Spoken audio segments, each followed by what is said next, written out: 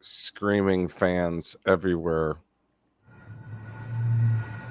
Come on, Green, give us a little bit. I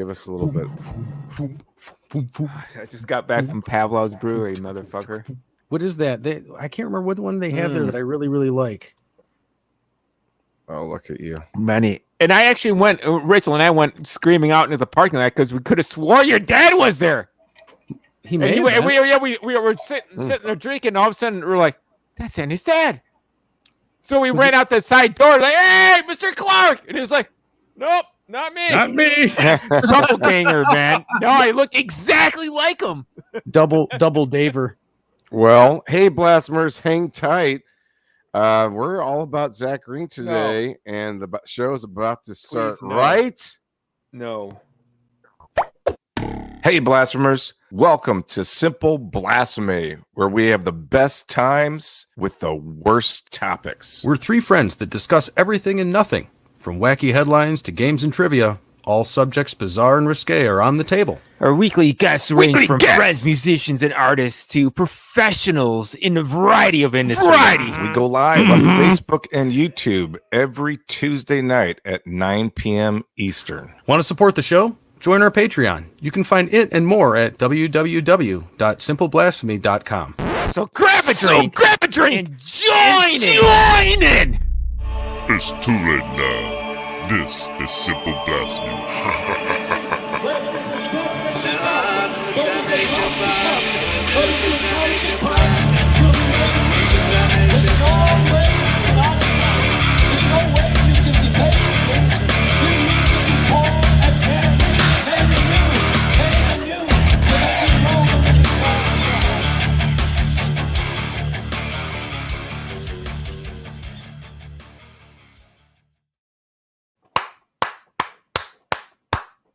Oh, chitty, bang, bang. Do you have a gyro on that chair so you don't get your brake cables tangled, Andy?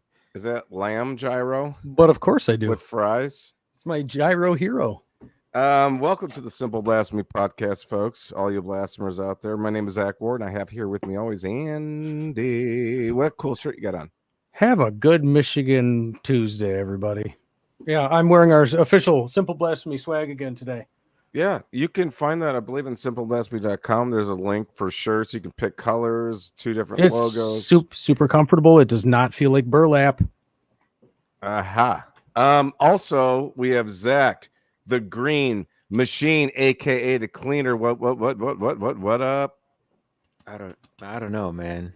You're not happy because this. No, I don't know. I don't know. I was just expecting to kick back and finish out my drinking session listening to Amanda talk about all hell breaking loose, and that's not the case, man. Not happening. So yeah, I am just all out of sorts right now. Today I don't you know are what to Amanda. fucking do. You No, are Amanda today. I can't. I have to can't lift live a up titty. to that shit, man. You might have to lift a titty. I like that every time you drink out of that beautiful growler from Pavlov's Brewery, you're drinking it like your typical moonshine jug. Right. Yeah, there it is, folks. Pavlov's Brewery, so good you'll be licking the jug. So sometimes people Heavy say, why drinking is that session guy tonight. so quiet? Why is he always in the back? What's he got to say? We get tons of emails all over the world, from India to Australia, Talking about saying, what's Andy. up with that Zack Green guy? No. All he India does again. is Got does nothing. is chime in with some zingers, and that's it. Well, I'm glad you asked. Nobody's ever said that before, ever. I'm glad you asked, because that's what the show is today. First and foremost, we did mention the Patreon thing. I did create a new Patreon tier only for fun. It is $6.66 tier called Hail Satan. So Hail Satan. if you like to move from the $1, $3, $5 to the 666 tier, you're more than welcome to feel more. And we call it eval. It's not evil, it's eval. It's e-value. Let's evaluate that. And once again, we'd like to thank all of our Patreon supporters. So in Simple Blasphemy true form, Zack Green, what is the worst job you've ever had? other? Well, what's the worst job you've ever had? I don't know. I mean, it wasn't really a job. My neighbor hired me to pick up some well, he had a bunch of fucking apple trees in his backyard, and you know, when the season comes around, when they all hit the fucking ground and start rotting, hey, I don't have time to do that. I own a lawn cutting business, so I'm gonna hire this guy 2 houses down to fucking pick them up. So I'm like, yeah, that's no problem. I'll pick them up. Maybe I can buy an Atari 2600 game or something, or maybe half of an Atari 2600 game. I don't know. But once I started getting into the job, I was just like, what the fuck did I get myself involved in? It was never ending. There was no end in sight. To this day, the job has not been finished. Wow. I think that's the moment when I first started failing in life. It was at that moment. Oh, wow. Wow. That got deep. It's horrible, man. It's never left How me. old were you? God, I was in grade school. Oh. I had to be probably either 6th or 7th grade. You know? I mean, I had little stupid jobs before that were, you know, halfway satisfying, and there's a completion, and but this fucking pick up apples, and it wasn't just one apple tree, it wasn't just 2, it wasn't just 3, it was like 8 to 10. And you know, and he already called me in kind of late in the game, so it wasn't just like you're picking up nice fucking hard apples off the ground. I mean, this shit is rotting. Husker Du's. It's horrible. It was so there was no end in sight.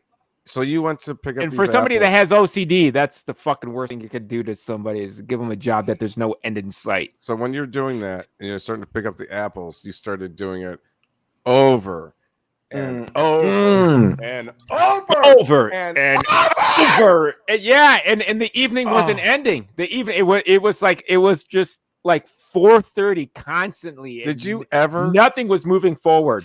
Did you ever pick up an apple and then after that? And then never. One just fell down right in the same place. No, you could hear him as I'm working. You could hear him. They were just like, boom, boom, boom, boom. I'm not kidding. It's a horrible. If your life was a experience. movie, and then the money I got for it, I mean, it must have been around 30, give or take. And I even bought a horrible Atari 2600 game from it, and it was Demons the Diamonds, and it just, everything sucked. I just started to get an inkling, like, you know, there's a lot of shit that suck on this planet, and that was the beginning. That was the beginning. Is that how your movie would start? Almost like Forrest Gump was on the. I think the it's picking up picking up apples in this backyard filled with apple trees, with them constantly falling to the ground. I'm sorry. And I'm like, why are they still falling? Roommate. The shit should already all be on the ground because the shit's already rotting. But no, it's a. What about like wintertime where they still? But then on top of that, the guy had like 2 or 3 dogs, man, and then amongst the rotting apples was fucking piles of fucking shit. It was bad. Look at a chocolate apple, and that's why, you know, what you chewing? Chocolate. And that's why I think that kind of ruined me. Just like helping out your fellow neighbor, you know, or your fellow man, is because that was just your neighbor. You help your neighbor with things, but that was such a horrible job from the get-go. It was just like, don't fucking help anybody with fucking anything from this point forward. It ruined me. It was just too much for a young kid to fucking handle. All right, and you know, now how about them apples? Yeah. Yeah, hey, it wasn't anything like those apples. What does the word? Movie. Then fine, we're gonna go with simple blasphemy true form. What does the word equality mean to you, Zack Green? Death. We all become equal in death. All that thing with your color, your skin, your gender, the type of family you grew up in, whether you have money, whether you don't have money, whether you have an education, whether you don't have an education. When you fucking die, we all look the same in the goddamn fucking casket. And that is fucking true equality right there. Equality in death. Zack enough. Green Death. 2024. In death, we all become equal because we shed all that fucking humanistic fucking bullshit. All right. Well, let's dive into some pictures. I did a deep dive into Zack Green's Facebook catalog, and we're going to try to get a little bit better explanation. Dangerous. Some backstories, this right? is horrible. So let's start with this one. Here we go. Horrible, man. It's like a holiday. All right. Why don't you go ahead and let us know what's going on here? This I already started taking lessons professionally because the guy that started me out playing guitar, teaching me, was my uncle. He moved to Grand Rapids, so my grandma paid for guitar lessons, and the music store I was involved with had this thing called AGM, AMG, American Guild of Music, or whatever. But anyways, you start out at the regionals and you compete. I mean, there are many different levels. It's like, your age group, anybody that's like 10 years old is in a division, and then you play in something that is like, it doesn't matter how long you've been playing, but like if you've been playing for like since you've been 2 years old or playing for 1 year, you're grouped in a setting. But there's all different types of divisions that you compete in. And basically, it's all just, old type of school learning theory, with old standards. I don't want to say jazz standards, but just old bullshit Joe Fava or Mel Bay fucking shit you learn in their books. And you get up there and you play your little fucking goddamn fucking piece, and it's basically in a hotel that is on the level where they have all the rooms for conventions and stuff like that. There's a bunch of chairs set up, and all the parents and everybody's in there watching you, and then there's also divisions to where you might have a duet like with your teacher or something like that.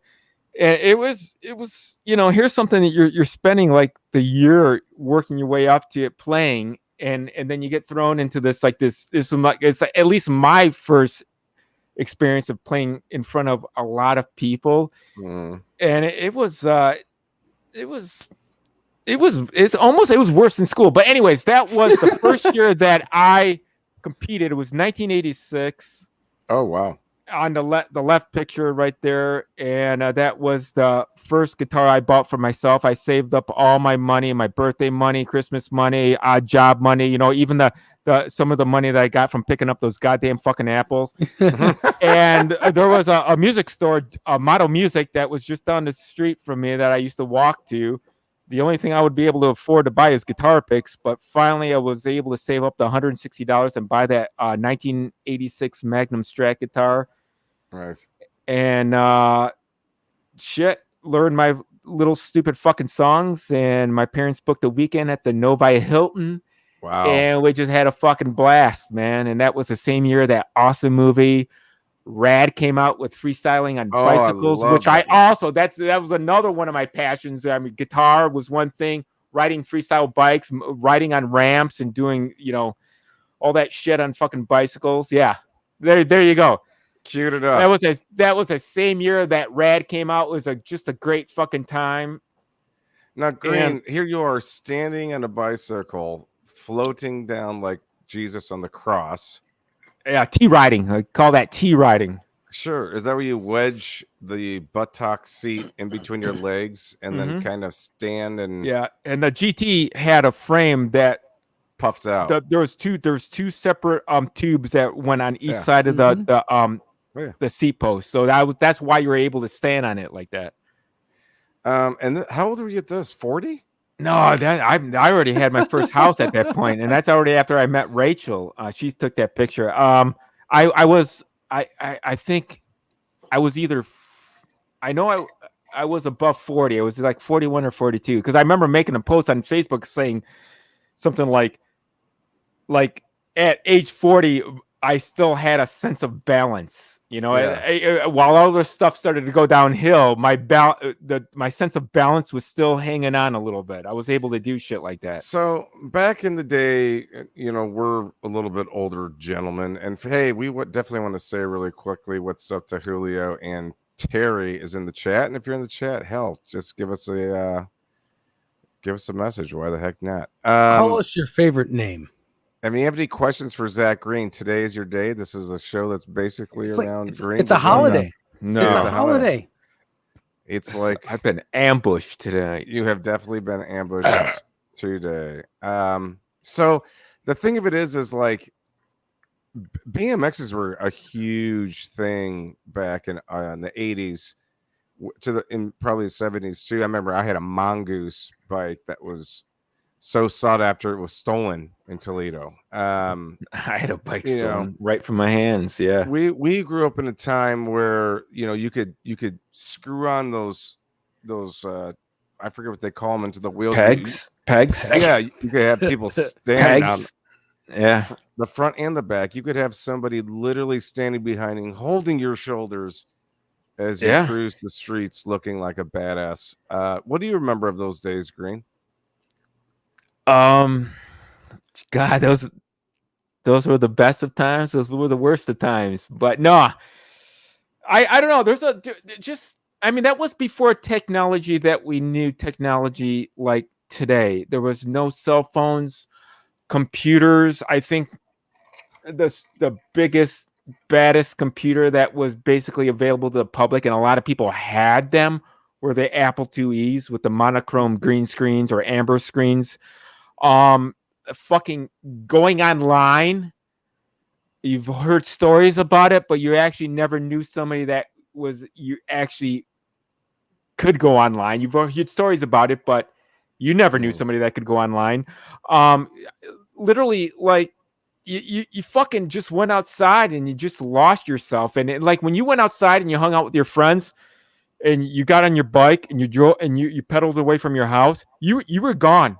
There was nobody was able to fucking reach you. Your parents, anybody, other friends, you were gone. Unless the friends that you were with, you fucking disappeared, man. And it was fucking beautiful. And I don't think that there's a lot of people, I don't want to say young kids, because I mean they're significantly up there in age that they don't remember that. And me talking about that, it probably seems so foreign, but like you completely fucking disappeared, and you didn't get reprimanded like today.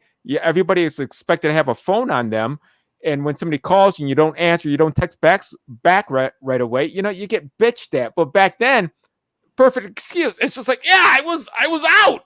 I was away from the house. So it was awesome. I mean, and the only rule that we had was, basically shit. When the fucking street lights come on, come on home. You got to get to school tomorrow, motherfucker. All right, so we need some more clarification on some pictures. I'm just going to go top to bottom, no chronological order. First of all, the first picture I want to share with everybody is we talk about Green being the cleaner so many times, but don't have a whole lot of insight on it. So here, Green,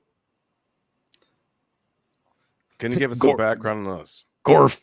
And what are the 3 games you have here for the audio? Gorf. It's Galaxian 1979, which was considered the first true color video game because it was a true color video monitor. Before that, if you've seen color on the screen, there were gel-like filters on the black and white screen. That was the first true video game, true color video game. The middle one was Crystal Castles by Atari. God, I forgot what year that was. It might have been 83. That's a limit from what I collect up to. I don't collect anything from 84 on up. And then that is Gorf, which was it had some very primitive talking synthesized what you could understand it as them talking on it. It's a huge fucking circuit board. It's like 5 or 6 fucking circuit boards fucking sandwiched together. It basically tried to rip off like Space Invaders, but gave you like 3 separate different versions of the Space Invaders board. And I think Gorf was, and I forgot the story, it's been so long, but that's basically somebody's nickname in the field of one of the programmers, and his nickname was Frog. And they were trying to fucking dig him or something like that, or like, make fun of him, and so they made that video game, and they spelt his nickname backwards, so that's what it became Gorf.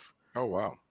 But anyways, those about were the three games that I happened to be restoring at the same time, and that was during the time when I was involved in a documentary. Some guy out of California, some director, was getting a bunch of film and different interviews and whatever together because he wanted to put together a documentary. He was a little bit younger than me, but he wanted to get a sense of like these weird fucking people that collect these old machines that, people up, a little bit before this, people were putting those games curbside and throwing them out, and there was these people like us that would fucking rescue them from the garbage, teach ourselves how to fucking restore them and work on them. And it was like this community thing to where everybody had their own craftsman part of the skill. Like there was like some silk screeners that would come up with the artwork. There's other guys that would like do circuit board modifications and just give you a lot of parts or make a lot of the parts that weren't available at the time. And he wanted to do a documentary on the whole community of people. What's that documentary called for those? The name of the documentary is called The Video Craze, and the director is Dave Danzara, Dave, last name Danzra. Danzara. I don't know. So Julio says, my mom gave me a watch hoping that it would aid in me getting home in time for dinner. I conveniently would forget to wind it. Julio says, what year was the submarine game manufactured? What are you talking about? The one you look into? No. God, what was that? Oh, it was a black and white game. Actually, the guy in my arcade group, the Michigan Mafia, he has the world's record on it, and it's by Belly. God, I forgot the name of it. God damn it, my memory sucks. No, you have the best memory. Remember? No, it's starting to fucking go away. It's not called Sub Hunt. It's called But anyways, you got a fucking periscope. You're looking through this fucking periscope, and you're shooting at ships and battleships and stuff like that. Somehow my friend, the engineer that he is, decided and fucking mapped everything out and got a perfect score on it. And he has a world's record to this day. And God damn it, I forgot the name of it. Well, there's one called Periscope. It's not Periscope. It's by Bally. It's like 1978, 1976. Okay. Black and white, Periscope by Bally. Andy, get on it. Yeah, I'm working on it. It sounded... Seawolf! Seawolf! It's called Seawolf. Seawolf. I think that's what he's talking about. Sea Dog. I have played Seawolf. I'm looking at a video right now. Fucking awesome game, man. They had that at a place called, I think it was Major Magics. Yeah, I think so too, actually. All right, next picture, or you know what? Let me skip one here. Let's go to what you were just talking about. Can you explain this? Yeah, that's the Michigan Mafia right there. That's my arcade group out of Michigan. Are you guys still a club? Are you? Yes, we're still a club. We all have arcades in our basement. We still get together. We text constantly back and forth just about the world at large. What's the nicknames for these? There's a total of 4 of you. God, I forgot the nicknames. I know I'm the cleaner, and I forgot what the other nicknames are. But the guy right behind me, his name's Bill, and then standing up to the right of him is Scott, and then below Scott, that's Ellen, and Alan's the guy that has the world's record on Seawolf. So he's actual engineer, and this guy knows how to fucking work on circuit boards, man. And I mean, and he's taught me how to fix Space Invaders that had a bad circuit board where I had to replace a lot of chips. He texted me on how to fix it. That's how good that guy is. He texted you through it? Yeah, no, he walked me through it, just texting, not on the phone. Texted me on how to fix my Space Invaders. And what was this thing you're at? What is this? Oh, this was the Kong Off 2, and this was in California. Was it Denver? God damn it, Denver. Somewhere. Yeah, I think it was Denver. Well, at the One Up Arcade, and that's where basically Twin Galaxies was at the time. Twin Galaxies started out as an arcade long time ago with Walter Day. He was the scorekeeper of the world on our arcade games. Kept records, high scores, and then somebody bought all that information and stuff, and he started the One Up Arcade. I don't think the One Up is still around anymore, but that was in Denver, Colorado. How did your club get invited to this? Well, I was almost like the newbie. These other guys were involved with the whole arcade scene long before I got involved with it. So it was through them that I was invited, and especially since at that point in time I was filming for the documentary. So I've already filmed with some of these guys. I know Bill, I think. Maybe Scott. No. I don't know. But anyways, we're in the midst of filming for the documentary, so I knew some of them, and then that's why at least I was invited to the Kong Off 2 is because we were working on this documentary. So hold on a second, and in that documentary, a lot of the Kong Off 2, which was going for the world's record of Donkey Kong, it was in the documentary, and this is shortly after what is it? King of Kongs, Fistful of Quarters, King of Kongs, or something like that with Willie Mitchell. Yeah, and they were at the Kong Off too, and so it was just awesome. The Michigan Mafia, was that your gang or whatever? Was that before you, or did you help? Are you a co-founder of? No, I don't want to. I'm not a founder. I think that was Scott and Bill and Alan. How did you become? I met those guys through the documentary because when Dave was putting out feelers, it's like I'm putting together a documentary, and I met Dave on Facebook because I knew this documentary was going to come about arcades, and I had a arcade in my basement, and not thinking I was going to get in a film or anything. I'm like, hey, you mind if I send you some fucking video of my bullshit?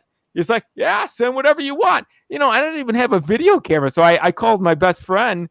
And Brian, and he had a video camera, and he came and we videotaped hours and hours, and it wasn't just like, and this is my game from this year. This was we actually made skits, like real funny skits and shit like that, and we sent like hours of material to Dave, and Dave loved it so much. It's like, you gotta fucking be in the fucking documentary. I'm like, does cool. this exist somewhere?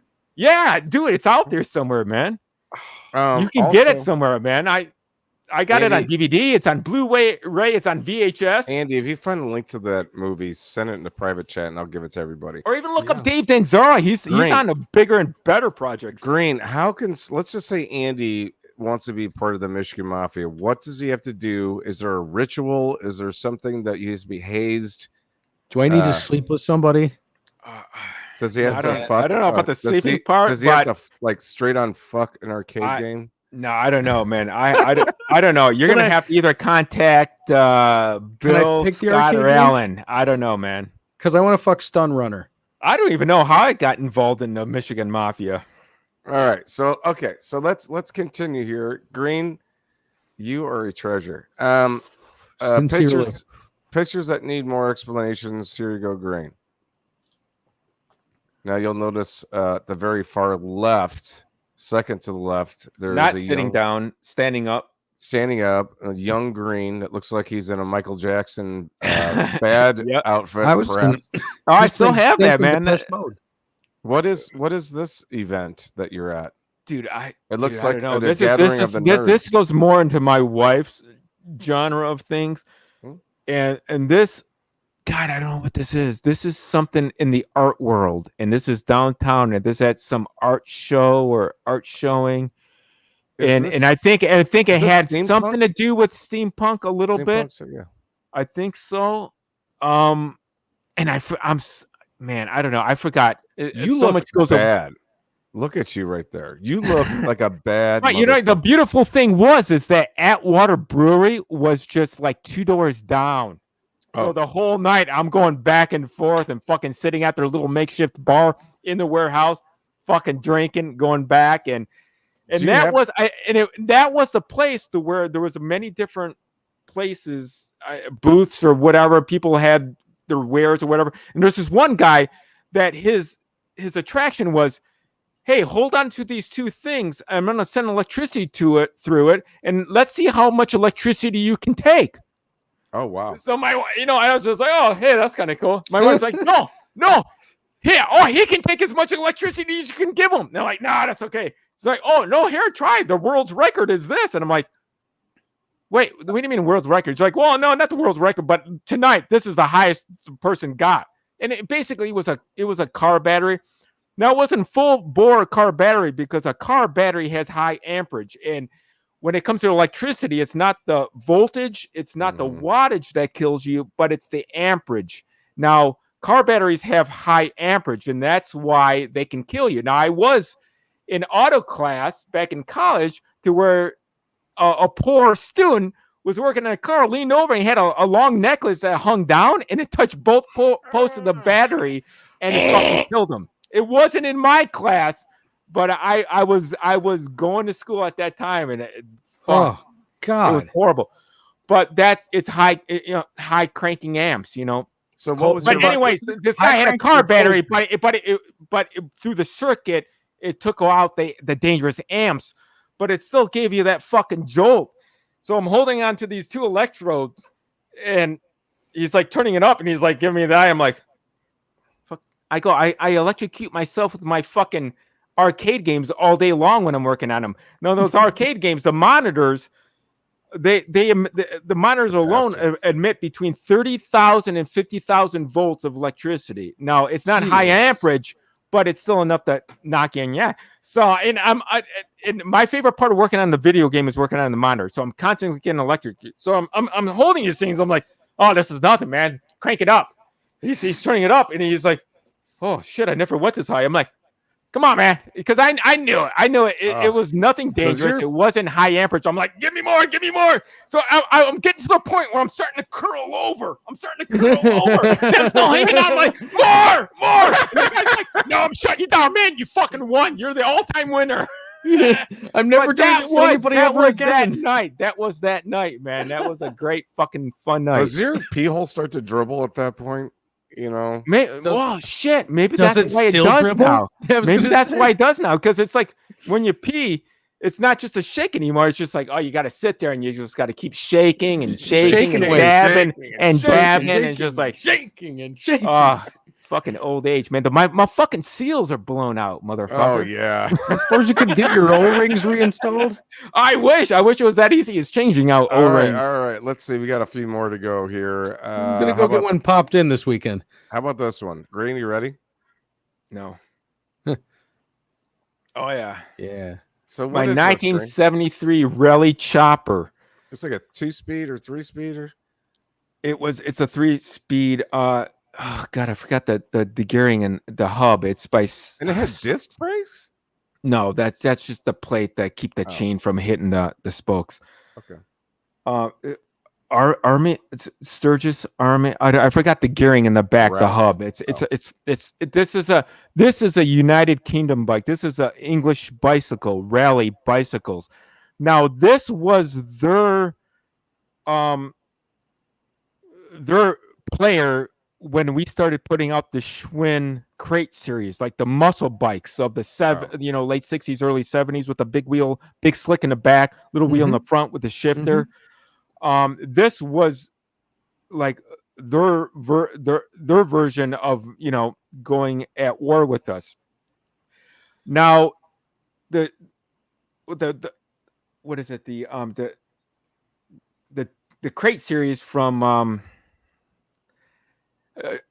Schwinn. I mean, to get an original run now, I mean, a piece of junk, you're going to be paying a couple $1,000s for it. But I remember back in the early 80s when everybody was throwing those away to buy the BMX bicycles. But anyways, my friend, he was a bike collector. He used to restore bicycles, and he had a lot of fucking high collectible fucking shit. He liked the Black Phantom and shit, like the bicycles from the 40s and 50s. But anyways, his neighbor was throwing this bicycle out, and he threw it in the garbage, because it was belonged to one of his kids, and the father in the family already ran over the bicycle with this car, and it ended up in the garage. And he's like, you know what? None of my kids want this. I'm throwing it out. My friend, being the bicycle guy, dragged it out of the garage. I mean, out of the garbage and threw it in his backyard. And then when he met me, he's like, "Oh, you like bicycles too? You like those muscle bicycles? I don't have a Schwinn, but I got this fucking rally chopper you might be interested in."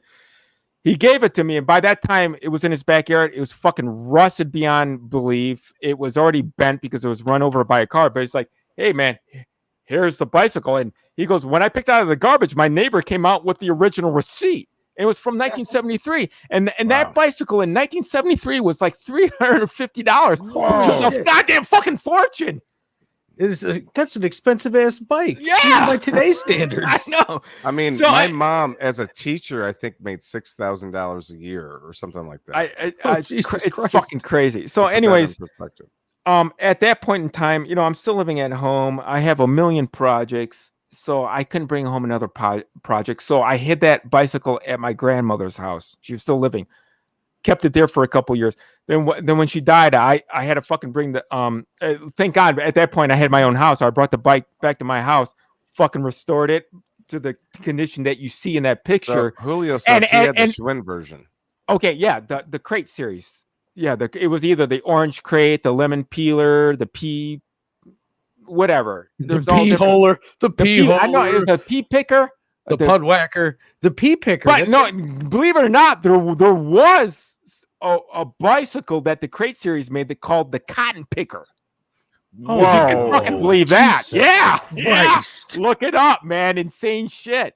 But anyways, I restored that bicycle, and in restoring that bicycle, because it was missing the chain guard, missing some of the parts like the decals, because originally that bicycle was yellow, had orange decals. I wanted to paint it Hemi orange.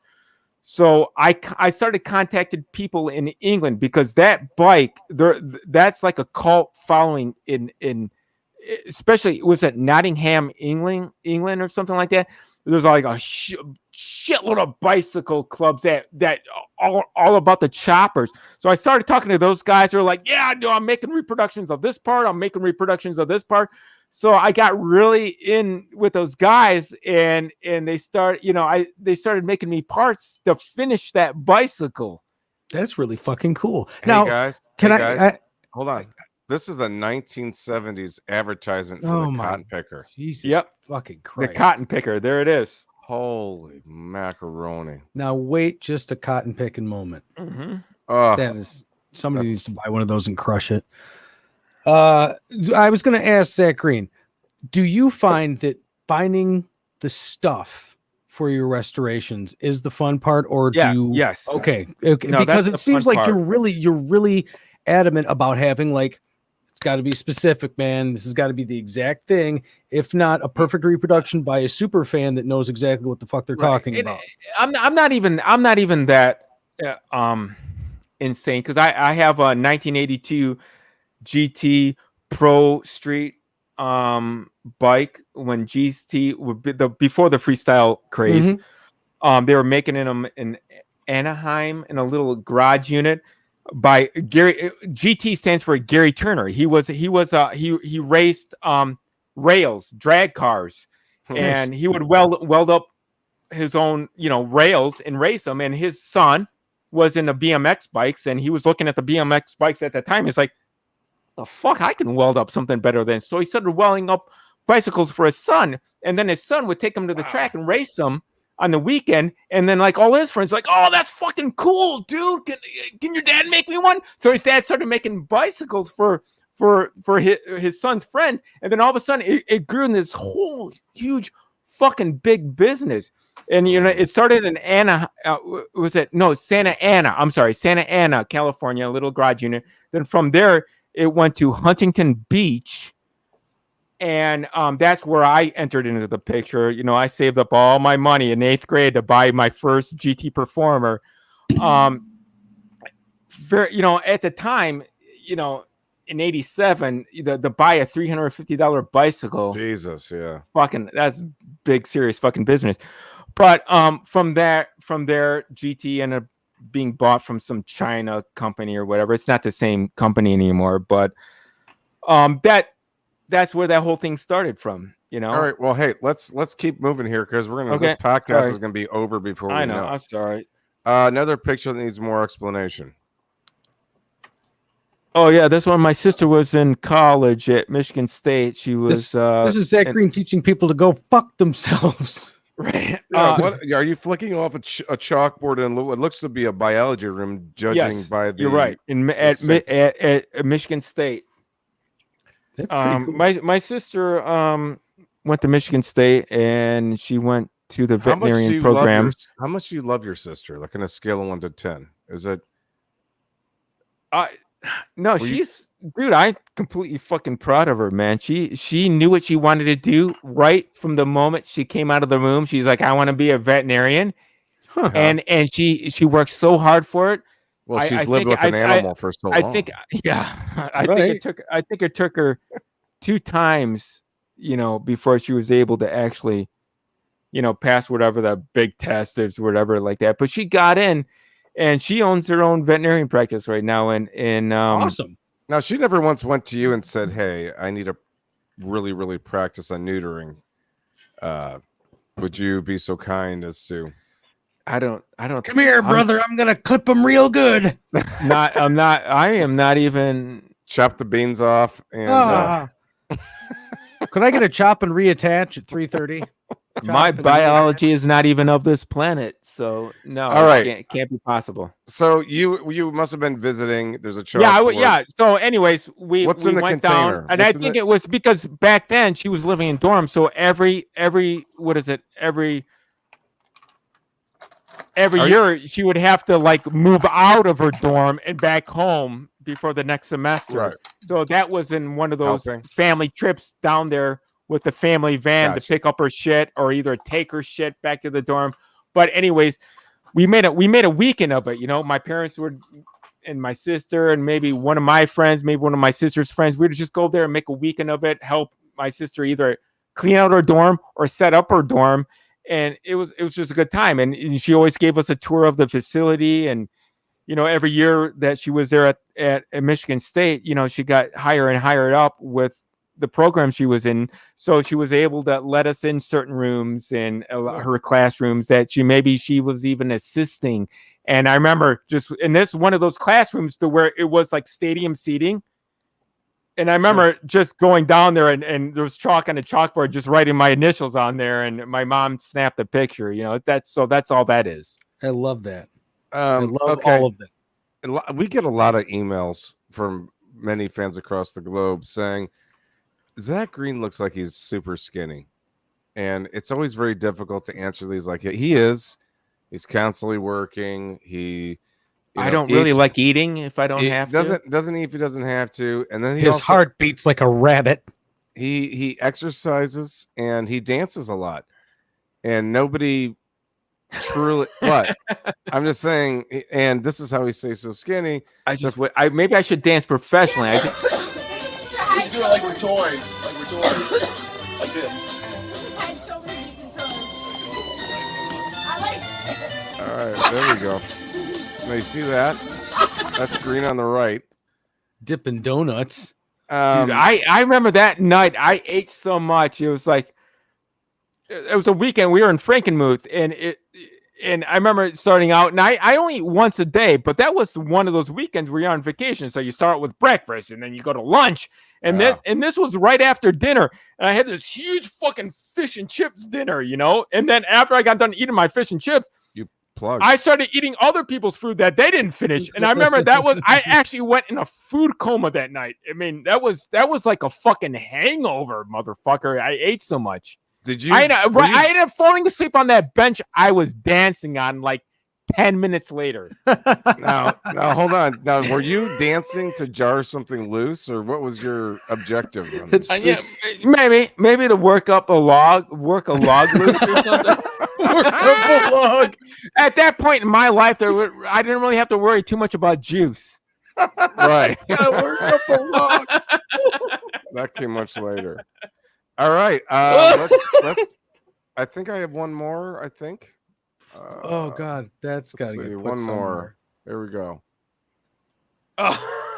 All right. Eddie Vedder and Bill S. Preston. No, Esquire? this is definitely Nuno Betancourt. There's Oh, and this was before Bill and Ted's Excellent Adventure too. Oh damn. that doesn't. That was so funny. But Green has a corduroy coat. no, it's my jean jacket that Jean I jacket. actually I actually had the local artists like in my town fucking airbrush the fucking top panels of my Purple? jean jacket pink.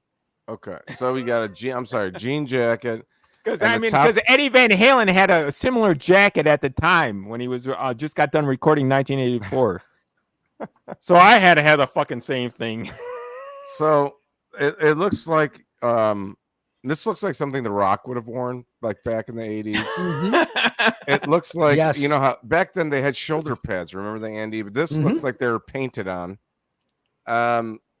What were you thinking at this point when you're with your had been a good yeah, friend? dude, that was my best friend at the time, man. I grew up with that guy, man. I love What's- that dude. what's this guy's Brian first Havel. name?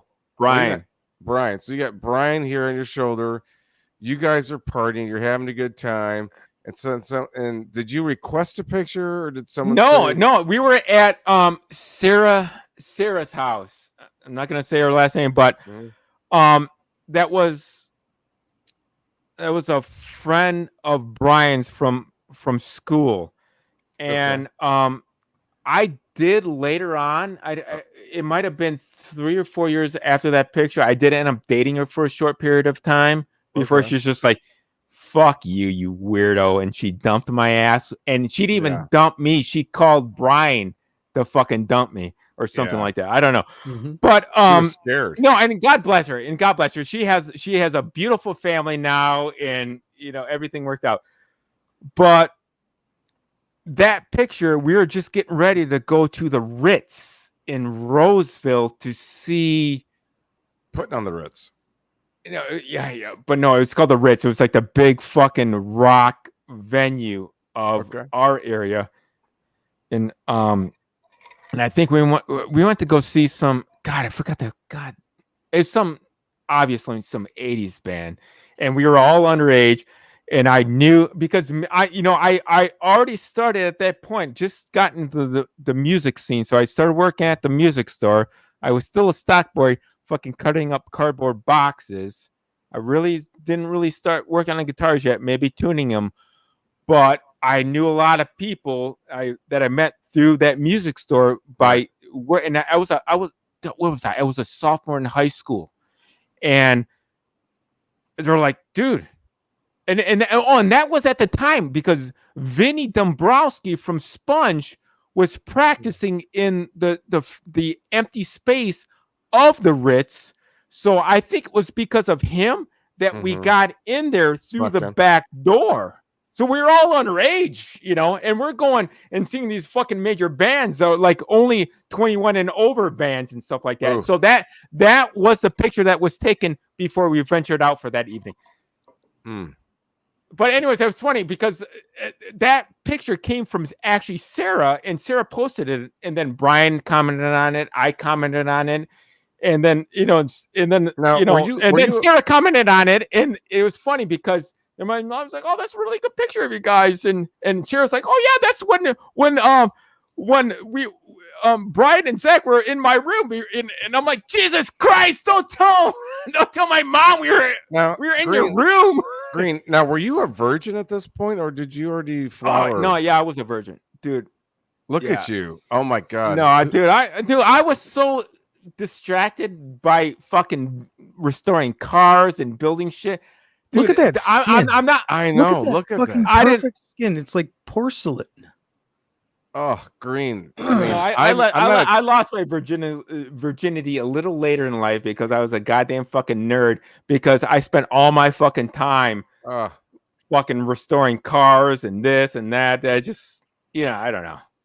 I had to tell you, Zach, I've never really been attracted to men, but if you take dude, I know when I look at that picture, I'm attracted to myself. No, it's weird. We're having the same. I wish I could go back to those days, motherfucker. We're having the same feelings about you. I wish I.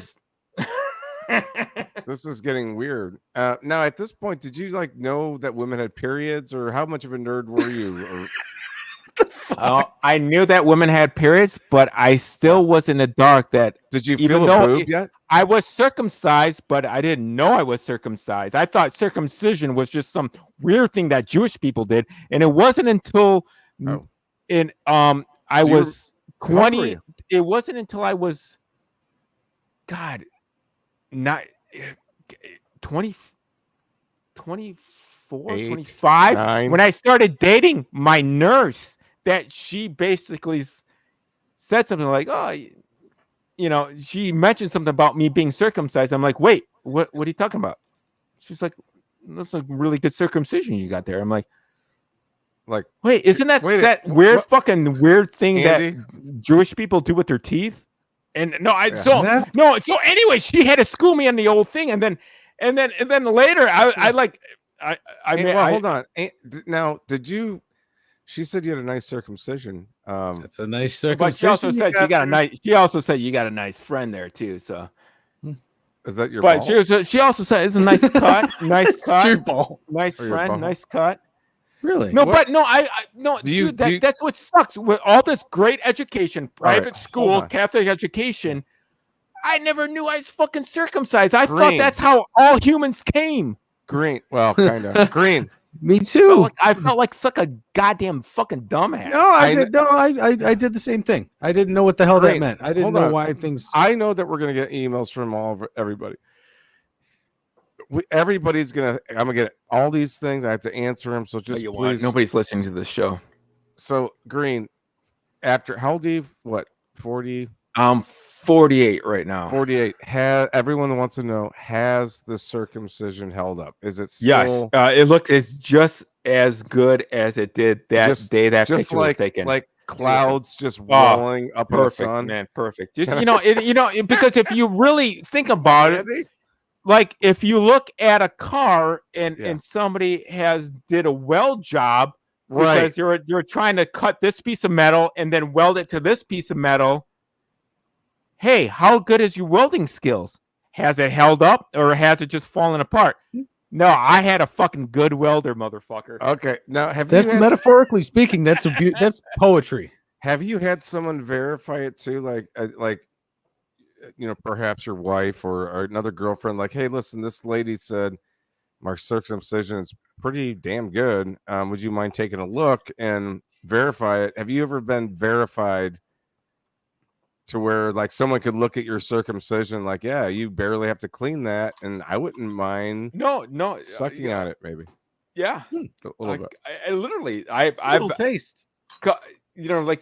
that's really like that's like what you want to shoot for. That's what every doctor has a vision in their head before they start cutting and cauterizing or whatever it is they do. Yeah, just ripping. That's the vision they have in their mind. And Now, a did lot you- of wait, hold on. times, Did you ever ask your mom like how much? no, I did. worse- I made her No, feel hold on, really hold bad. on. Just hear me out. Hear me out.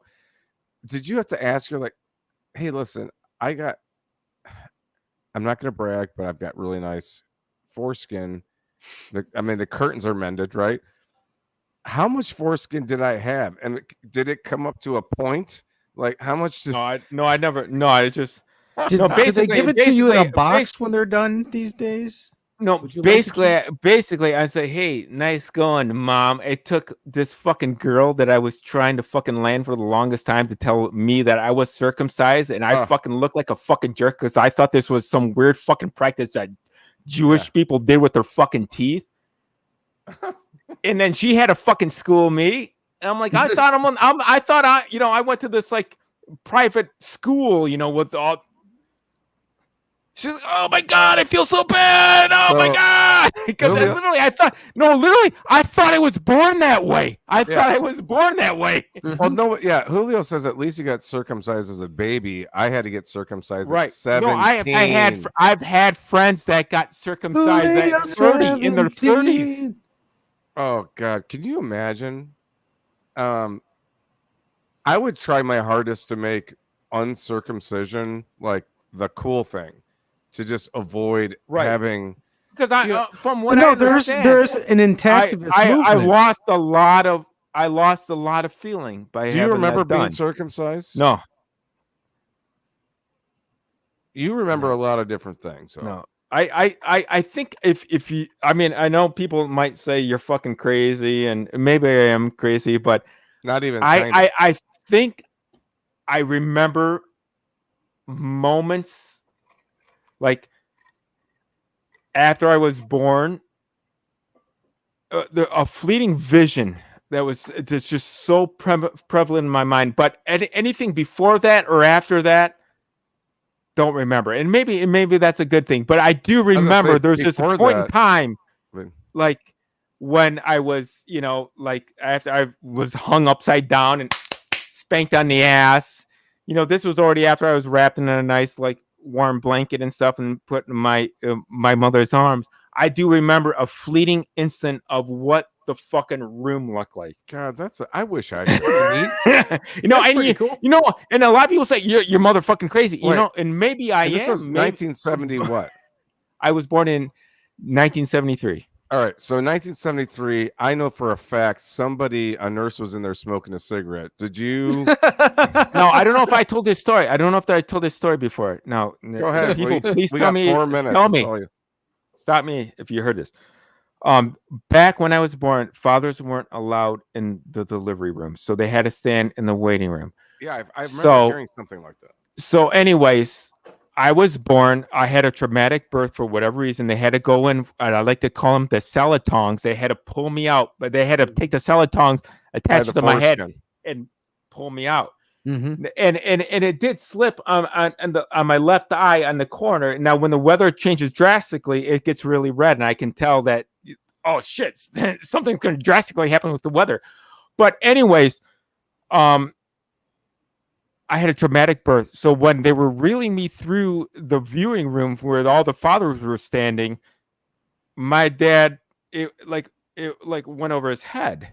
So anyways, the nurse came out and said, "Hey, Mr. Green, did you see your son just get reeled out through?"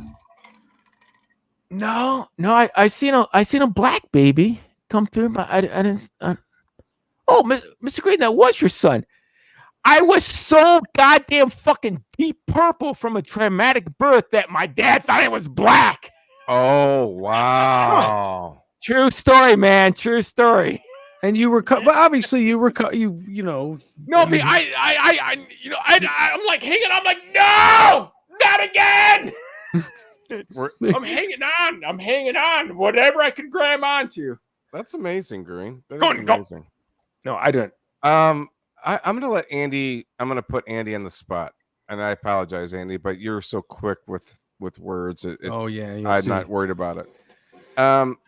This has turned into. And by the way, Andy, the next time someone cancels, you're on. Oh, I don't care. I love hearing everything about Zack Green. I'm saying you're next if someone cancels on us, and I'm not in the hot seat anymore. So, Andy, you're in the hot seat. But it's actually about Green. Green is one of the people you just cherish in your life. Mm-hmm. You know what I mean? Yeah. And he hates this shit. He's probably gonna get pissed at me for even doing this whole show.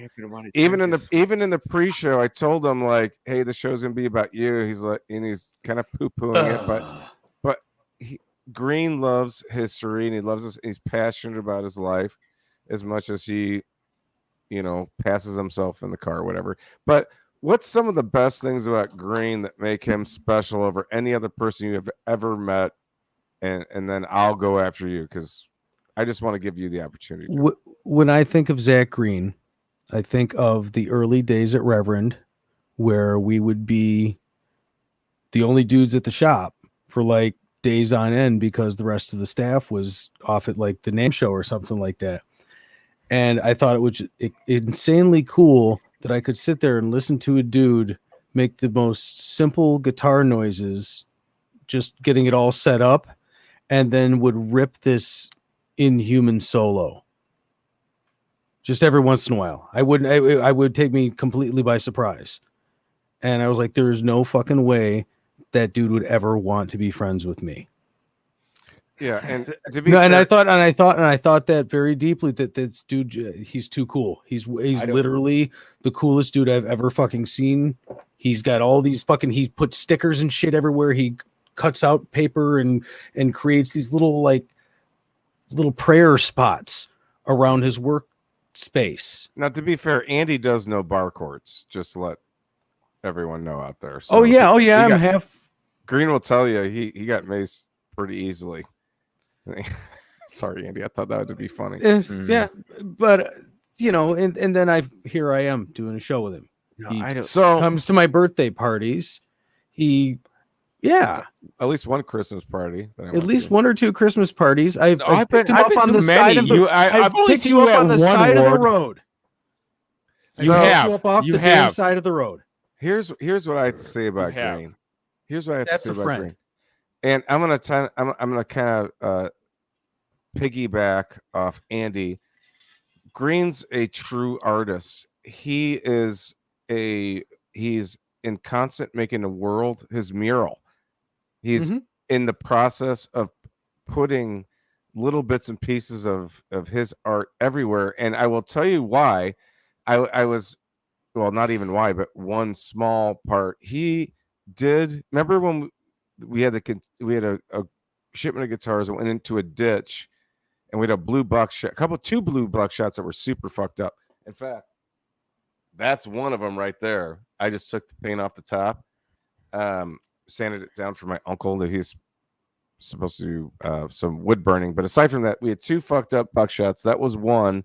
Fucked up buckshot. And then Green actually made one for Reeves, which had a humbucker in the neck and the telly pickup in the bridge. But there was a I kicker. just watched those videos today. That's Oh, funny really? that you said that. I just watched those videos. I should post them. We did, yeah. Go ahead. We did make a video of that. Green put in the neck pocket joint something like Zachary Green was here or something like that with a little face with a nose. Kilroy, Kilroy, So- baby. Kilroy. If someone ever takes, and Reeves has it, if someone, his tech or somebody ever takes that off, it's going to be there. And all around the shop, there's little pieces of Zack Green everywhere. He's just a nomad, as it were. In the It's former shop, he actually put on the back door "Home of ZSG."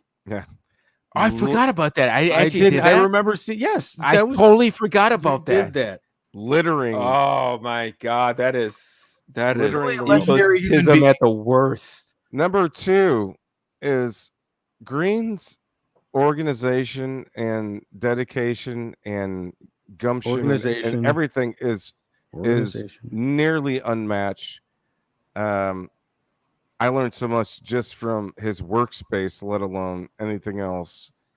And it's completely amazing. I literally try to make my version of that personally, and it's difficult. It's not easy to do. And the artwork is amazing. You know, you spent this whole episode just killing it with stories that were so intense and personal and amazing. Let's see. Zach's passion and boundless energy draws you in. Yes. Frantic, intense, and instantly likable. There you go. God, this Thumbs just up. feels just. There you go. Up. So guess what? We're over an hour.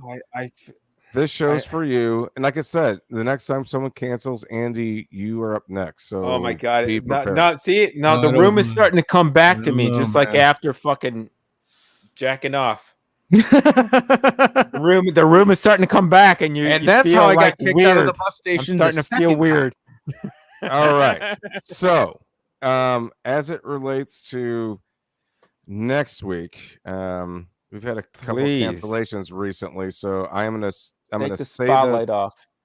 We have a lady called Sylvie Starks is scheduled to be on. She has a cool story of being from Toledo, moved, I believe, to Texas, and then came back. She has started a podcast.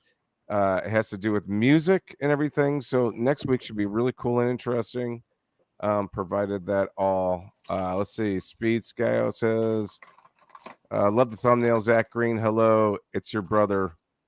Oh yeah, hero. my one of my best friends, man, ever. We have Julio also saying, "Thank you, gents. Have a great week." And guess what? You too. Oh, you know, for some reason, we didn't do the like, share, what you get for this week. If you like, share, and subscribe, you get 5 years of what this week, Andy? Did you get it? I was just thinking it would be something to do with Zack Green. How about you choose? It's something from Zack Green. I want everybody right now to go out and buy a lotto ticket, either box or straight, for 1825, because that is the last score that I just fucking scored on Pitfall. Okay. And it's been staring in my face the entire podcast. 1825, box or straight. Okay. There you go. Folks, thanks you once again for tuning in. We appreciate all the Patreon support. We've got a lot. We've got a actually pretty packed 2 months, and we'll try to get to releasing that stuff. It's a little difficult only because sometimes people do have to cancel. I mean, we are not on a network affiliate. You know what I mean? So we're somehow we're finding our way. We're going downhill. We need to go up a little bit. We got some really good guests scheduled. More to come. But as it relates to that, we want to thank you. Have a great week. And let's see. Yeah, we'll see you next week. Have a great week.